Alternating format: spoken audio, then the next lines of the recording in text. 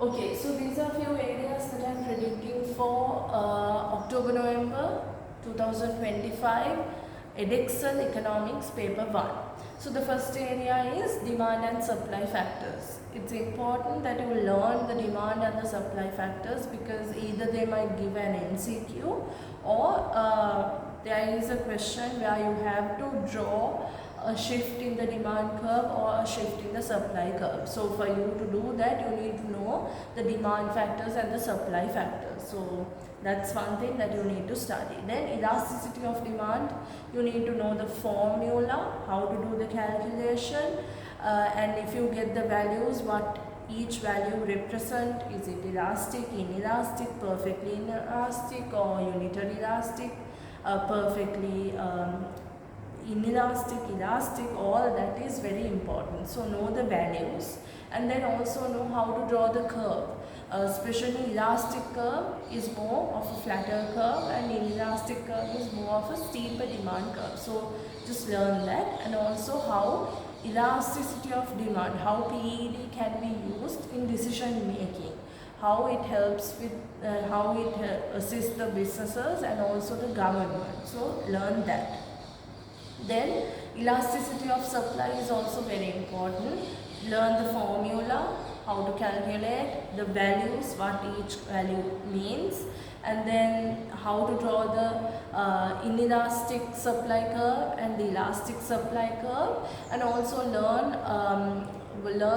how the elasticity is different for different products. For example, for agricultural products, it has more inelastic supply, and for manufactured goods, it has more elastic supply. That's because agricultural products, it takes some time for you to kind of grow the fruits, vegetables, and all that. So it takes time. So just because the prices increase doesn't mean that you can supply a lot of products into the market, because it's perishable, you can't store it, it takes time. So learn that part, that is also very important. So they might also ask you a question from excess demand, excess supply. They might ask you some question like that. Probably they might give a diagram and ask you, or they might ask you to define the term excess supply and excess demand. Then it's important to learn the sectors of an economy: tertiary sector, primary sector, secondary sector. So just learn these sectors with an example of each sector, and also learn the factors of production well, land, labor, capital, enterprise. Just have an idea about it. And they might ask you a question from economic assumption chapter, which is usually the chapter 2. So they might ask you a question from that, mostly an MCQ, so have an idea about it. And then income elasticity also, just know the formula, know how to do the calculation, what each value means, and how income elasticity of demand can be used in a business or by a government. Just know that part at the same time, the importance of it. Then learn external benefits, external cost, private benefits, social cost. So anything to do with externalities, this lesson is very important. Learn the definitions for each one. Learn examples of external cost, external benefits. That is very important. And there is a possibility of them asking a question like how a subsidy will help to how it will help you to improve the positive externalities. They might ask you a question like how taxes, fines will help to reduce the negative externalities. Then they might also ask you a question like how government spending can help to kind of improve the positive externalities. So these are few questions that they might ask. When you're studying these areas, just know that just know the evaluation point for each one as well. How a subsidy can help to reduce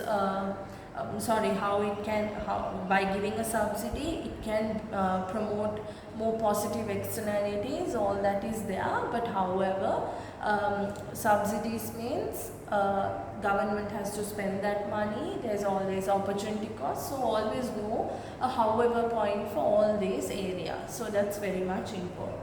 Then they might ask you to do a calculation, total cost calculation, total variable cost calculation, total revenue cost, total revenue calculation, total fixed cost calculation, calculate the profit or loss. So just know how to do the calculation. Then the next area that you have to learn is, it's good to learn the derived demand for labor. That is very important. Derived demand for labor, and mostly I think it's good if you can study the labor chapter. Supply of labor, demand of labor, how there are certain factors, how certain factors will affect the demand for labor and supply of labor, and especially learn the national minimum wage. National minimum wage, sometimes they might ask you to draw the national minimum wage, or they might ask you if the government increases the national minimum wage, will it benefit the people? So just know the advantages and disadvantages of national minimum wage and how to draw the national minimum wage if they have raised it. And also mostly it's good to study the labor chapter really well, how certain factors will cause the demand for labor to shift to the right, to the left. So just learn those factors, learn the derived demand for labor, that area at the same time. Then also learn the production possibility curve, that's important. Just know how to draw the production possibility curve and what each point represents. It's important. Then learn disadvantages, advantages, and the definition of privatization. They might give a scenario and ask whether to kind of evaluate. So learn the definition. They might just ask you to define privatization, or they might ask you to evaluate. So know the advantages and disadvantages. Then another question that they might ask is effectiveness of trade union. Sometimes they will give a scenario and they will ask whether the trade union is effective or not. So you need to be able to evaluate, saying yes. Most of the time it's an evaluation based question. They might ask you this. So just be like, yes, trade unions have, they will give a scenario.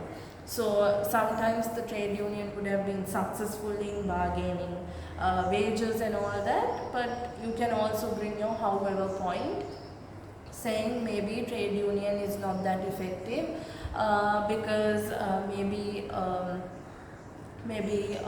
the number of people in that trade union is limited, so because of that they might not be effective.